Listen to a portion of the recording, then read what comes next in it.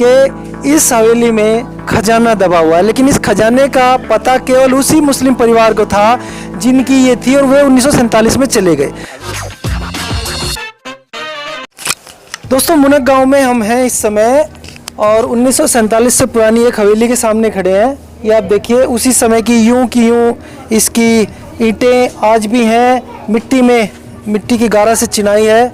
ये किसी मुस्लिम रांगड़ परिवार की एक मजबूत हवेली हुआ करती थी, काफ़ी बड़ी है। अब तो छतें वगैरह गिर गई, बर्बाद हो गई। दादा, इतनी थी और भी ज़्यादा बड़ी थी?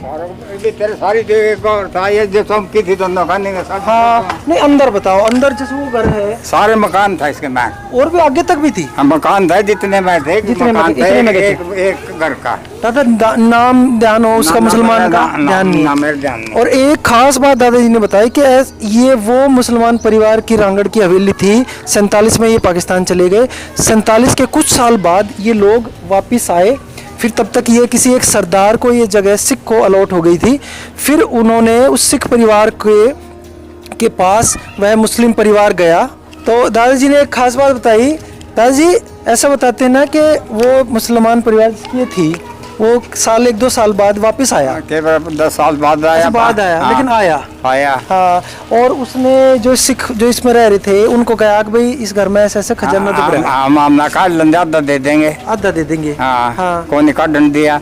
ना उन्हें पाया, ना अगले ने पाया भी लगता हो रहा है, अब तक भी नहीं पाया। ये गांव की एक रहस्यमय हवेली, ये किस्सा आज भी गांव के सभी लोग मानते हैं, बताते हैं कि इस हवेली में खजाना दबा हुआ है, लेकिन इस खजाने का पता केवल उसी मुस्लिम परिवार को था जिनकी ये थी, और वे 1947 में चले गए।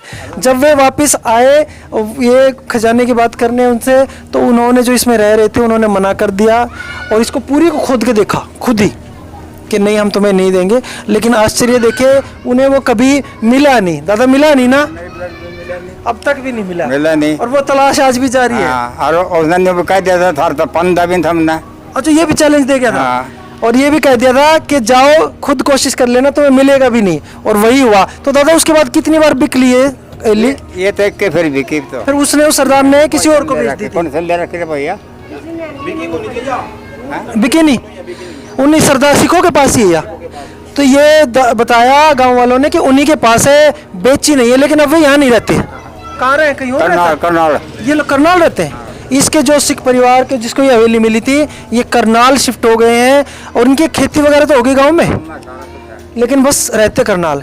ये देख लीजिए आज अपनी आंखों से, ऐसी ऐसी हवेलियां भी ऐतिहासिक प्राचीन बड़े गांव में, मुनक में आज भी हम देख सकते हैं, अनुभव कर सकते हैं, और गांव के लोगों से इसके बारे में जानकारी प्राप्त कर सकते हैं। दादा, जब आप बचपन में छोटे से थे, जब भी नहीं थी हवेली, चमके थी। हाँ। कैसी भी थी? कभी क्या सिस्टम हिसाब किताब था यहाँ? कहीं नहीं आगे रोगनो लग गया इनका यो। अरे वाह। हाँ। तो इसमें डंगर भैंस गाय भी अंदर ही बांधते थे? वो अलग थे इनके। वो अलग थे। 15-20 कमरे आपने खुद देखे? कभी देखे? अंदर घूमे हुए हम। इतनी बड़ी हवेली थी, 15-20 कमरे थे इस हवेली में। 1 2 3 4 5 छठा ऊपर था वो चुबारा। यहाँ से पैड़ी चढ़ रही थी ऊपर। परिवार की थी एक नाम, अब उनको हमें ध्यान नाम नहीं जानते। हम पाकिस्तान से आए थे ना, हिंदुस्तान पाकिस्तान बना था, उस टाइम की बात है।